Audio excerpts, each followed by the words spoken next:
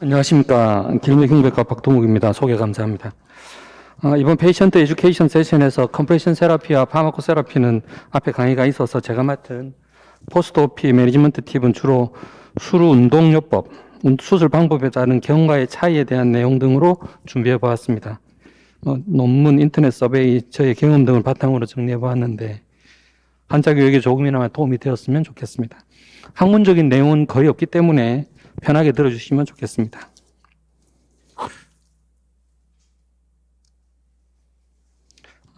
인트로덕션과 피지오세라피에 대해 간단히 말씀드리고 수술 방법에 따른 매니지먼트 차이점을 정리해 보았습니다. 마지막엔 환자들이 자주 하는 질문과 답변을 모아 보았습니다. 만성정맥부전으로도 불리는 하지정맥류는 내과적, 외과적으로도 완치가 어려운 만성질환이기 때문에 평생 관리가 필요합니다. 수술 방법의 발달에 따라 치료 후 매니지먼트 개념도 3일 이상의 입원과 수주일 동안 휴직을 권유하다가 데이 서저리와 가능한 한 빨리 일상생활을 하도록 권유하는 방향으로 바뀌고 있습니다. 가능한 한 빨리 그리고 지속적인 매니지먼트는 DVT 예방과 재발률 감소에 도움이 되며 헤모다이나믹 스테이투스 그리고 머슬 스트렝스, 게이트 벨로시티 등의 효과적이라서 라이프 퀄리티를 개선시킵니다.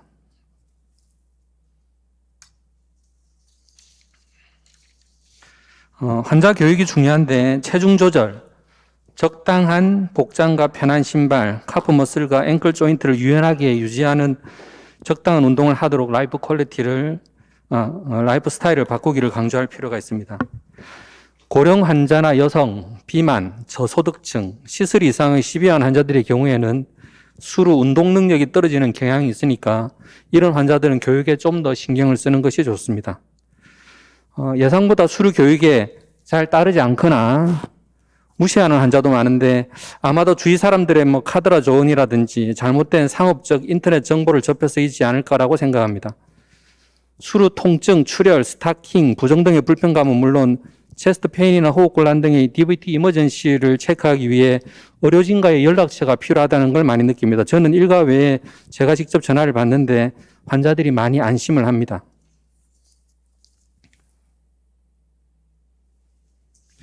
수루 운동요법은 특히 C3 이상의 환자들에게 필요하며 물리치료의 종류나 기간은 크게 상관없이 많은 효과를 볼 수 있습니다.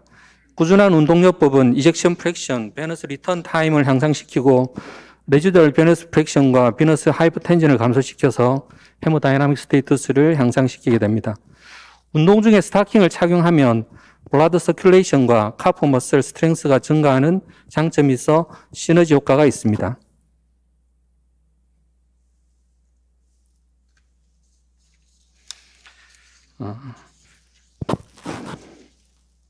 DVT 예방을 위해 수술을 가능하면 바로 걷게 합니다. 차츰 증가시켜 하루 두세 번 20분 정도 걸어주면 적당하겠습니다. 발목 운동은 천천히 원을 만들면서 돌렸다가 반대로 돌리는 동작을 반복하면 되겠습니다. 장단지 근육 운동은 편하게 의자나 벽을 짚고 서서 발 뒤꿈치를 천천히 들었다가 내리는 까치발 동작을 반복하면 되겠습니다. 피부질환이나 관절질환 환자에게 이용되고 있는 온천요법을 C3 이상 포스트 스롬보틱 신드롬 환자들에게 적용할 수도 있습니다. 우리나라에서는 흔히 적용하는 방법은 아닌데 유럽, 특히 프랑스에서 수술이 불가한 환자들에게 많이 시행하고 있다고 합니다. 증상 호전과 퀄리티 오브 라이프 임프루먼트가 있습니다. 환자들마다 서전들마다 조금씩 차이가 있겠지만 스트리핑, 레이저나 고주파, 클라리베인, 베나실 각각의 포스트오피 매니지먼트 차이점에 대해서 표로 정리해 보았습니다. 플레벡토미를 같이 시행하는 경우에는 발거술에 준하여 매니지하시면 되지 않을까 생각합니다. 베나실 외에 나머지 방법들은 컴프레션 목적의 밴디지는 하루나 이틀이면 되겠습니다.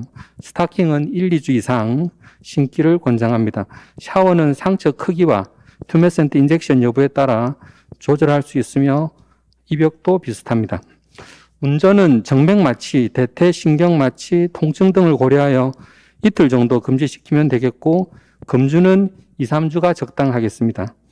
베나실은 정맥 혈관벽에 어큐트 디제너레이션을 일으키는 유도하는 방법이 아니기 때문에 밴디지, 스타킹, 샤워, 운전 등에서는 장점이 아주 많은 반면 4주 이내에 약 4분의 1 정도에서 나타나는 플레바이티스-like 알러지 리액션을 유발할 가능성이 높은 핫베싱이라든지 알코올 드링킹 등에서는 제약이 더 많은 편입니다. 스트리핑의 경우 퇴원 후에 블리딩, 헤마토마 등의 이벤트가 발생하면 비너스 블리딩이니까 안심시키고 컴프레션 교육 후에 내원을 권유하면 되겠습니다. 레이저나 고주파와 같이 엔도비너스 히트 어블레이션 프로시저의 경우 수루 일주일 전후에 페리바스큘라 인플라메이션이 흔히 생기며 주로 니 주위에 레드니스, 텐더니스, 스웰링 등의 소견을 보입니다. 아세타미노펜이나 이부프로펜 등의 페인킬러로도 충분히 커버가 가능합니다. 모카의 경우엔 다음날 STS 알러지 소견을 볼 수 있는데 환자는 많이 불편하지 않기 때문에 안심시키고 안티히스타민이나 아세타미노펜 정도 처방하시면 되겠습니다.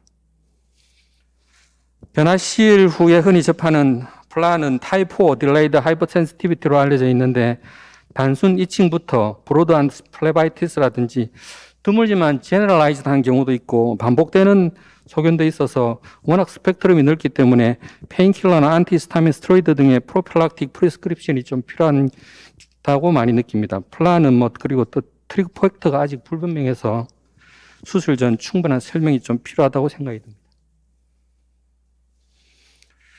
NTNT 테크닉인 베나실이나 클라리베인의 경우에는 조금 차이가 있지만 정맥류 수술 후 스트리핑, 레이저나 고주파 이런 수술 후에 환자들이 흔히 하는 질문을 모아보았습니다. 먼저 통증이 얼마나 있는지 많이 물어봅니다. 스티프니스나 소어니스, 타이트니스, 크램핑 등은 흔하며 진통제 복용과 얼음 찜질을 통해 쉽게 subside 될 수 있습니다. 8에서 10일 사이에 피크를 이루다가 2주 전에 거의 사라집니다.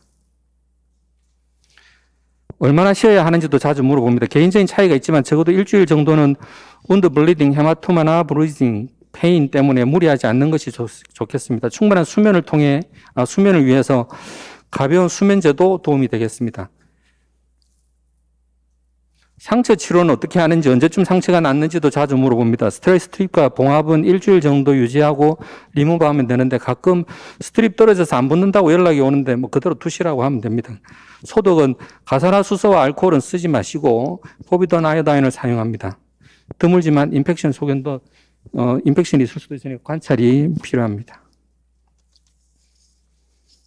식사는 정상적으로 해도 됩니다. 고섬유 저지방 음식이 소화에 도움이 되고 물을 충분히 마시라고 하십시오. 수술은 장기능 영향을 줄 수 있으니까 필요하면 변비약이나 치사제를 복용하라고도 하시면 되겠습니다. 금주는 2, 3주 이상이 적당한데 환자들이 제일 지시를 따르지 않는 부분입니다. 일상생활은 가능한 한 빨리 하라고 하되 대신 무리하지는 말라고 하시면 되겠습니다. 완전히 회복되는데 1년도 걸릴 수도 있으니 남들과 비교하지 말고 본인한테 맞게 천천히 활동을 증가시키면 된다고 하면 되겠습니다. 직장은 다리가 충분히 편할 때 복귀하면 됩니다. 직업에 따라 다르지만 3에서 7일 후 정도가 적당하겠습니다. 자영업자들은 다음날 드레싱하고 출근하기도 합니다. 어쩔 수 없는 일인데. 그리고 또 사무직 직장인이 서비스 직장인보다 복귀가 더 늦다는 데이터도 있습니다. 푹 쉬는 거죠. 운전은 언제 가능한지도 물어보시죠. 최소 이틀은 운전대 잡지 말고 통증이 없고 브레이크 조작이 쉽게 가능해지면 운전이 가능하다고 하면 되겠습니다. DVT 예방을 위해 적어도 4주 이내 4시간 이상의 비행은 자제시켜 주시고 비행기 안에서는 스타킹 착용과 피지오세라피, 운동요법을 독려해 주시면 좋겠습니다. 스포츠에 관한 질문도 많이 합니다. 언제부터 가능한지, 어떤 게 좋은지 등등. 마찬가지로 너무 급하게는 시작하지 말고 2, 3일 뒤 로우 임팩트 스포츠는 가능합니다. 2, 3일의 여유가 필요한 건 리캐널라이제이션과 헤마토마 포메이션을 예방하기 위함입니다. 관절에 무리가 가지 않는 로우 임팩트 스포츠로는 워킹, 스위밍, 요가, 필라테스 등을 추천합니다. 피해야 될 스포츠로는 러닝과 다리에 집중되어 있는 웨이트 베어링 운동을 피하라고 하시면 되겠습니다. 필요에 따라서 아스피린, 플라빅스, 커마딘 등의 블라드 시너 처방을 할 땐 장단점을 충분히 설명해 주시고 술 전 중단했던 환자의 재복용 시기는 경우에 따라 다르지만 처방한 주치의 의견도 참고하셔서 결정하시면 되겠습니다. 저는 1, 2일 후 드레싱할 때 DVT나 이히트 여부, 그리고 헤마토마, 블리딩 여부를 보고 결정을 합니다. 테이크홈 메시지입니다. 노멀 액티비티와 피지오세라피는 가능한 한 빠른 시간 내, 그리고 로 임팩트 엑서사이즈도 빨리 시작할 수 있도록 2, 3일 뒤에 시작할 수 있도록 권유합니다. 대신에 절대 오버하지 않는 범위 내에서, 과하지 않는 범위에서 하고, 크로닉한 디지즈니까 라이프 스타일을 바꿔가면서 평생 관리를 하라고 권유를 하면 되겠습니다. 이상입니다. 감사합니다.